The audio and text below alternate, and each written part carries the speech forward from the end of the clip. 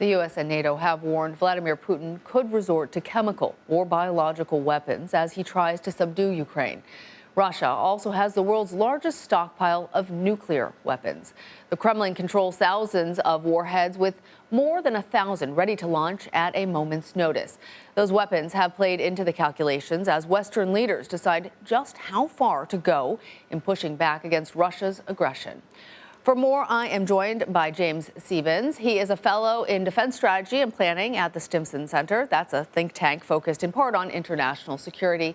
James, good to have you with us. So Russia has been meeting stiff resistance in Ukraine. Might that be enough to prompt Vladimir Putin to resort to something as severe as a nuclear attack? And how much might the concept of mutually assured destruction be factoring into his thought process? Thanks, Lana. It's good to be with you. So I think the likelihood of Russia using a nuclear weapon against a non-nuclear weapon state is highly unlikely. For one thing, Russia's nuclear doctrine is defensive and exclusively for purposes of deterrence, at least as far as their declaratory doctrine goes.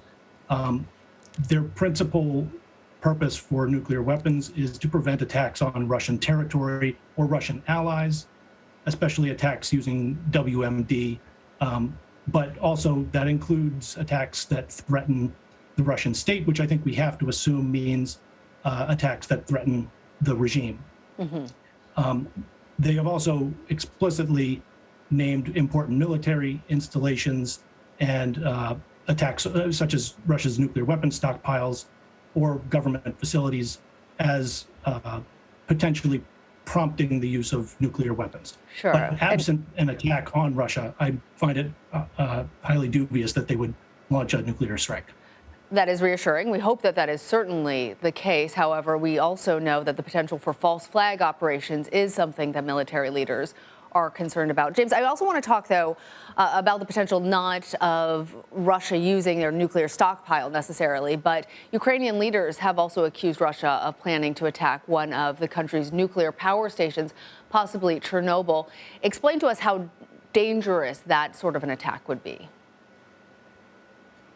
Yeah, so I think the principal reason for Russia seeking to take over Ukraine's nuclear power plants is to be able to exert influence over Ukraine's access to energy, right? Not necessarily to threaten bringing about a meltdown deliberately.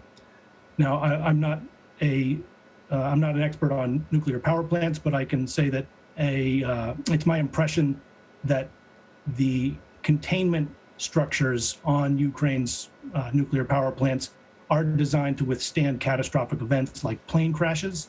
So I think we witnessed a limited armed attack on a nuclear power plant already. They can take some abuse without suffering a catastrophic failure or a meltdown, but the chances of additional attacks on nuclear power plants are not zero, right? They are a valuable strategic objective. All right. It sounds like you are not so concerned about us returning to a full Cold War scenario. Still a lot to continue to watch there. James Siebens, thank you. Thank you.